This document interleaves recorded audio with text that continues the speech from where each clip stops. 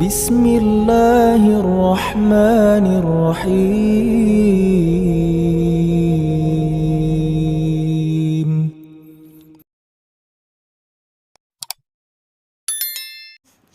Bismillahirrahmanirrahim. Assalamualaikum warahmatullahi wabarakatuh. Alhamdulillahirabbil alamin. Assalatu wassalamu ala asrafil anbiya'i wal mursalin sayyidina Muhammadin wa ala alihi wa sahbihi ajmain, amma ba'du. Sahabat beriman yang dirahmati Allah, senang sekali berjumpa kembali di channel ini. Shalawat serta salam semoga tetap tercurah limpahkan kepada junjungan Nabi besar kita Nabi Muhammad sallallahu alaihi wasallam. Allahumma sholli ala sayyidina Muhammad wa ala ali sayyidina wa maulana Muhammad. Harapan dan doa saya di sini semoga kita semua selalu diberikan kesehatan, dilimpah gandakan rezekinya, dan selalu diberikan umur panjang oleh Allah Subhanahu wa taala. Amin amin Allahumma amin. Sahabat beriman yang dirahmati Allah, sejak kecil kita selalu diperingatkan untuk tidak bersikap buruk kepada orang tua. Jangan sampai kita menjadi anak durhaka yang suka membangkang dan suka menyakiti hati orang tua. Karena kita semua tahu ridho Allah berasal dari ridho orang tua juga. Akan tetapi di era sekarang banyak dari orang tua yang kurang menyadari akan sikapnya terhadap anak, sehingga sikap yang dirasa benar oleh orang tua ini justru bisa dikatakan mendurhakai seorang anak. Ada satu kisah menarik yang mungkin bisa kita jadikan sebagai pelajaran. Suatu hari ada seorang laki-laki menemui Umar bin Khattab untuk mengadukan perihal kedurhakaan anaknya. Umar lalu memanggil anak tersebut dan menegur perbuatannya. Setelah ditegur, anak tersebut bertanya kepada Umar, "Wahai Amirul Mukminin, bukankah anak memiliki hak atas orang tuanya?" Umar menjawab, "Benar." Lantas anak tersebut bertanya, "Apa hak seorang anak?" Lalu Umar pun menjawab, "Memilihkan calon ibu yang baik untuknya, memberikan nama yang baik, dan mengajarinya Al-Quran." Kemudian si anak tersebut berkata, "Wahai Amirul Mukminin, ayahku tidak pernah melakukan satupun dari apa yang Tuhan katakan. Ibuku wanita berkulit hitam, bekas budak beragama Majusi. Ia menamakanku Ju'lan, tikus atau curut, dan dia tidak mengajariku satu huruf pun dari Al-Quran." Mengetahui jawaban si anak, Umar pun mendekati orang tua itu dan berkata, "Engkau datang mengadukan kedurhakaan anakmu, padahal engkau telah durhaka kepadanya sebelum ia mendurhakaimu." Mendengar jawaban dari Umar, laki-laki tersebut pun meminta maaf kepada anaknya dan berjanji akan mendidiknya dengan baik. Dari kisah tersebut bisa disimpulkan bahwa ada dosa besar yang dilakukan orang tua terhadap anak, entah disadari atau tanpa disadari. Lalu apa saja dosa besar orang tua terhadap anak tersebut? Yang pertama, bersikap kasar terhadap anak.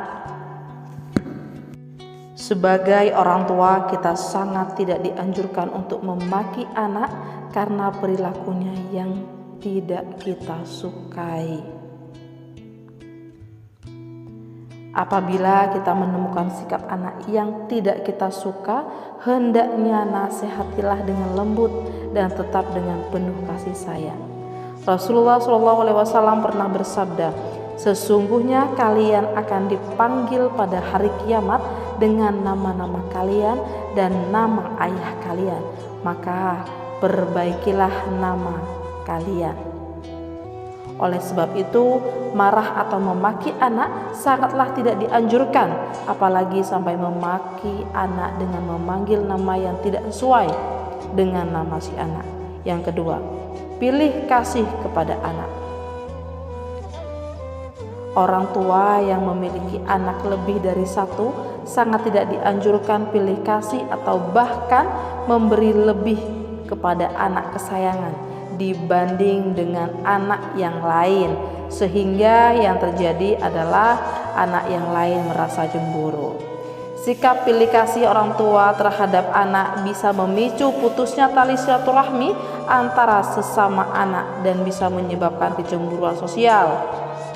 Dalam hadis sahih yang diriwayatkan oleh Imam Muslim pernah dijelaskan bahwa Nu'man bin Bashir pernah bercerita, ayahku menginfakkan sebagian hartanya untukku.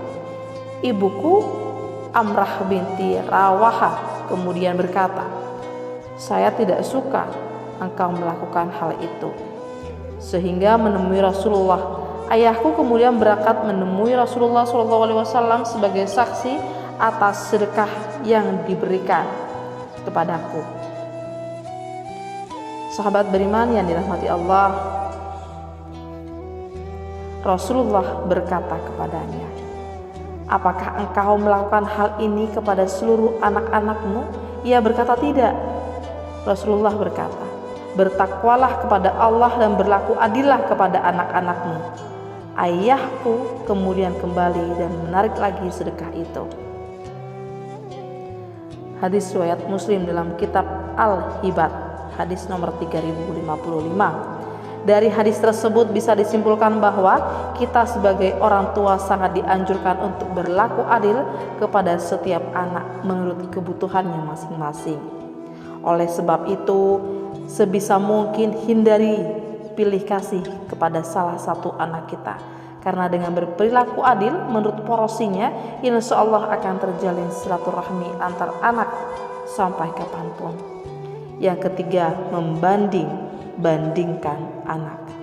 Kebiasaan orang tua yang membanding-bandingkan anak akan menimbulkan perasaan rendah diri pada anak, apalagi jika hal yang dibandingkan adalah sesuatu yang di luar kemampuan anak, atau justru yang menjadi kelemahan dari si anak. Contoh mudah yang bisa kita lihat atau bahkan sering kita lakukan sendiri adalah membandingkan nilai pelajaran anak dengan temannya yang memiliki nilai jauh lebih tinggi. Padahal kita semua tahu, belum tentu setiap anak mempunyai kemampuan yang sama. Bisa jadi si anak lebih cerdas dalam matematika namun lemah dalam bahasa. Apabila hal tersebut terjadi pada salah satu anak dari saudaraku semuanya, maka yang harus dilakukan adalah menguatkan hati si anak dan mendukung sepenuhnya untuk pelajarannya. Yang keempat, mengekang kebebasan anak. Membiarkan anak bermain adalah salah satu hal yang sangat penting dalam masa pengenalan lingkungan dan menemukan jati dirinya. Yang terpenting adalah tetap harus diberikan arahan mana yang baik dan mana yang kurang baik. Jadi tetap sebagai orang tua kita harus memberikan arahan yang baik untuk anak-anak kita. Akan tetapi tak jarang kita sebagai orang tua justru malah mengekang kebebasan anak dalam bergaul dan bermain dengan teman yang diinginkannya. Karena kita semua tahu tujuan mengekang, memberi kebebasan bermain supaya anak tidak terjerumus. Hal tersebutlah yang akan menjadikan si anak mampu berpikir dan mendapatkan pelajaran penting perihal perbedaan dan mampu membedakan mana yang harus ia lakukan, mana yang teman dan mana yang bukan temannya. Oleh sebab itu, hindari kekhawatiran yang berlebih terhadap anak. Yang terpenting tetap harus dijaga. Tujuannya supaya si anak akan lebih nyaman bercerita kepada orang tua apabila ada salah satu atau suatu masalah. Disinilah kesempatan kita sebagai orang tua untuk mengarahkan dan memberikan pengetahuan kepada anak mana yang baik dan buruknya suatu hal. Yang kelima, mendoakan keburukan kepada anak. Berdoa bukan hanya di setiap selesai mengerjakan ibadah saja. Bahkan setiap ucapan yang keluar dari mulut orang tua semua bisa dikatakan sebagai doa. Terkadang kita sebagai orang tua tidak sadar apabila mendapati anak yang tidak mematuhi perintah, kita langsung berkata buruk kepada anak. Padahal setiap ucapan yang keluar dari mulut orang tua merupakan doa yang bisa jadi langsung dikabulkan oleh Allah Subhanahu wa taala. Abu Hurairah radhiyallahu anhu berkata bahwa Rasulullah SAW pernah bersabda, ada 3 doa yang dikabulkan. Yang pertama, doa orang yang teraniaya.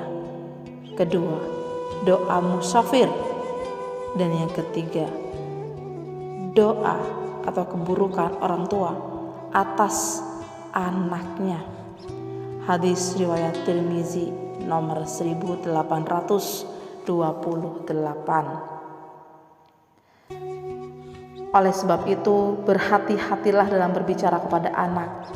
Berfikirlah terlebih dahulu apabila hendak marah kepada anak, dan hindari sebisa mungkin terbawa emosi saat marah kepada anak, apalagi sampai menyumpah si anak dengan ucapan yang kurang baik.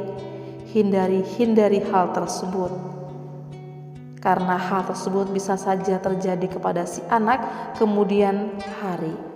Dan jika memang benar, barulah kita akan menyesalinya. Lalu apa yang harus kita lakukan supaya tidak terbawa emosi? Hal yang bisa kita lakukan adalah memperbanyak istighfar terlebih dahulu.